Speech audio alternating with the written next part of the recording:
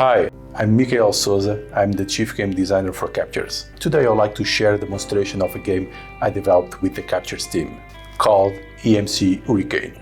EMCE stands for Emergency Management Cascading Effects. This game was designed around key learning objectives, including practice strategic resource allocation, planning for cascading effects, and improving multi-jurisdiction coordination. Now I will walk you through how the game works.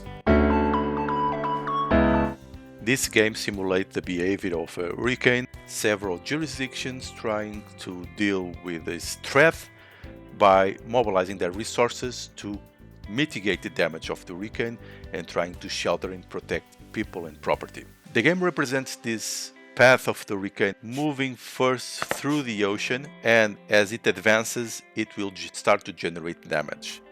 It will advance through the ocean until it does the landfall, and then it starts to affect even more the different territories until it goes away. The game is divided in 4 different jurisdictions, different territories, and each one is characterized by different dimensions. So each territory will be different, and players will play each one with one of these jurisdictions, and their goal is to protect property and people the best they can.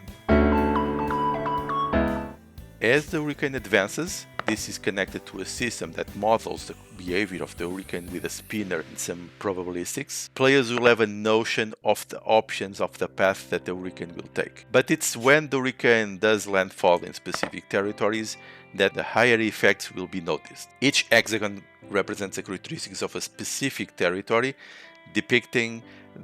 representing the level of damage that the territories can sustain. Damage is modeled in damage by flooding and damage by the wind, physical damage to the structures.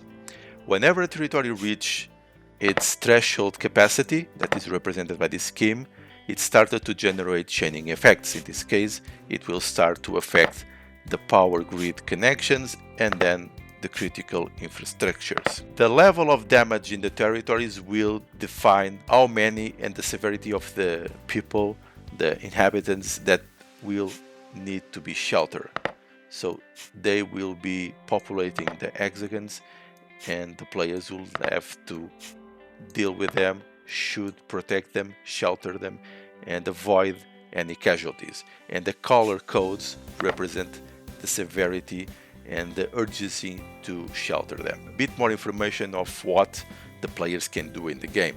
The players will be playing as jurisdictions, the emergency managers that will have to allocate their resources to try to mitigate damage, prepare the territory for the incoming hurricane, and deal with the hurricane while it is passing the territory.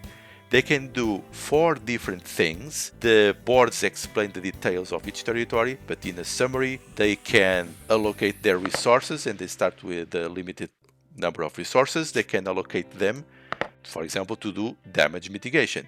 And by doing damage mitigation, for example, they allocated 2 resources, they can remove 2 discs from the board, avoiding new people that will need shelter in the future. But they can also use their resources to train more manpower, and as they invested this time and other resources, they can try to do this faster, and whenever we reach the limit, they get more manpower to help them with this task. The same for opening shelters. For example, they can start preparing new shelters, and whenever they spend enough resources, they will be able to open a new shelter in one of their territories. And when they have a shelter, they can also use their resources to move people to this new shelter. For example, they could move 1, 2 people, and they will be safe because people that stay on the board will be casualties, and you want to avoid that. So players will be managing these resources each turn. There will be 6 turns in the game, and after the hurricane passes, the last one is about events that are connected to the state of the game, the level of damage that remains untreated, the level of damage in people that are in the need of shelter. So players will be revealing cards that are events that can happen in the territory that will affect a specific hexagon, a specific territory, and the territories around. This will happen to all the territories, trying to simulate real-life events. Players will be playing representing their jurisdictions during 6 rounds. Each round they will have new resources, new damage will be generated by the hurricane, more people needing shelter will appear on the territories, because the ultimate goal is to save as much people as possible and remove and mitigate all the damage that they can do, because that's the score of the end of the game, and the score is collective.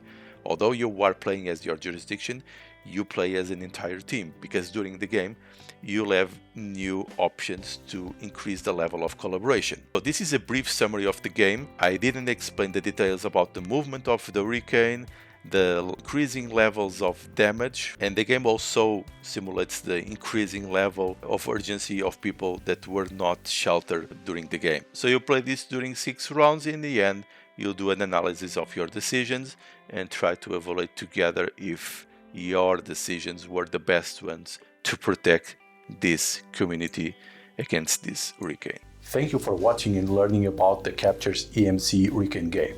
Reach out our team to learn more about buying this game.